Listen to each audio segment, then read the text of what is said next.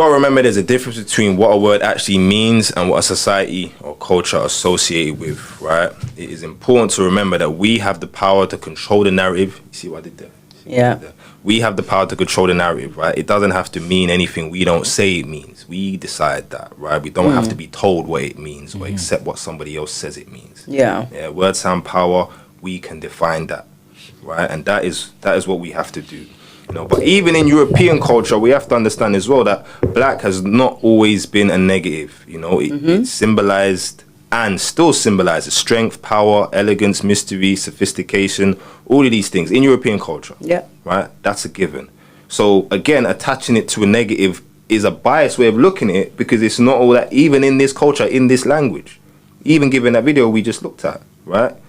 Again, strength, power, elegance, mystery, sophistication, I would argue beauty to a degree. Environment, it could be nice to what you dress, your car, all of these things, slickness, stylized. But if it's your, and beauty, you know, women, and we're talking about that tall, dark, and handsome. What you thought? Tall, dark, that's one true. way of looking at it is just wrong, and again, it's just we've been conditioned to see it. We've been conditioned to see the negative only side of it. Yeah.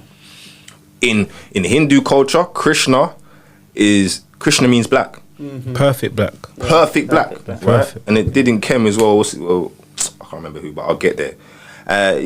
Perfect black, right? In Kemet, we just spoke about that earlier. Yeah. Chem refers to black, right? That was titled Black, the Black Land. People will argue about that bro, that we saw the video of earlier. Yeah. He will break that down, why that really is referring to the people, whatever you want to believe. But blackness to them was never a negative thing. It referred to rebirth. It referred to, for example, it represented the process of regeneration, which was associated with Osiris, right, who was also depicted as black or green, because they saw them as interchangeable in representing regeneration, rebirth, renewal. Yeah. You understand? That's what black represented to them, right? For them, red was the color of evil. Yeah. That's it. Red was evil as far as they was concerned, right? So black was the great thing, regeneration, red was evil. That's it. You can decide what this stuff means. That's what we got to remember. Said originally as well. That's what you said. That's what we got to remember about this stuff, right? And in today, African cultures, black symbolizes spiritual energy, right? Because it's linked to the unseen realm, right? Which is it's a physics thing as well. I'll get there too, but it's directly linked to the unseen realm, which we all know, black people, very spiritual. Some of the most religious people on the planet right now. We've always been spiritual. Every tribe is basically a different spiritual system. Yeah. Right? It's literally, right? So that aspect, if anything that symbolizes that aspect, is a good thing, a powerful thing, an important thing. And that's what it represents to us. You know what I mean? The unseen realm and unmanifested potential. It is the color that is supposed to represent all that could be. All that could be. Because from the dark came the light. Right? In the dark is where we all start. In the womb of our mum. Right? There's no light. In the dark is where the seed grows. Right? It only sees the light after it's already become alive and started to change, and then it sees light. That's way after the fact. Darkness was its first home, right? We all live in space with dark, so there's no reason to see objectively as negative. Is what I'm trying to get at. Yeah. Some cultures don't see it as negative. No reason. There's no reason Apart from the oppression that we experience. No, but this is objectively. That's why I said objective. There's no reason to see it objectively, because if we look at objective reality, it is a source of many things. Nothing negative. Now you're talking about something that somebody else has imposed on it. Yeah. That's a whole nother thing.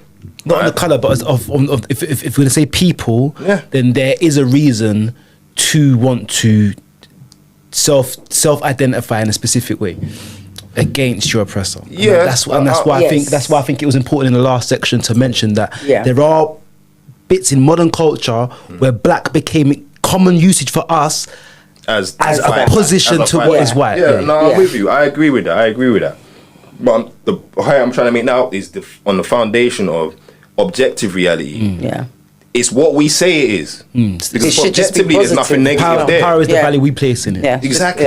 Because objectively there's nothing negative there. So after that, we can dress up. People dress up this way. And all of us came out of the darkness. And all of us came out of the darkness. So objectively, the planet is flying around in some place that's as dark, apparently, right?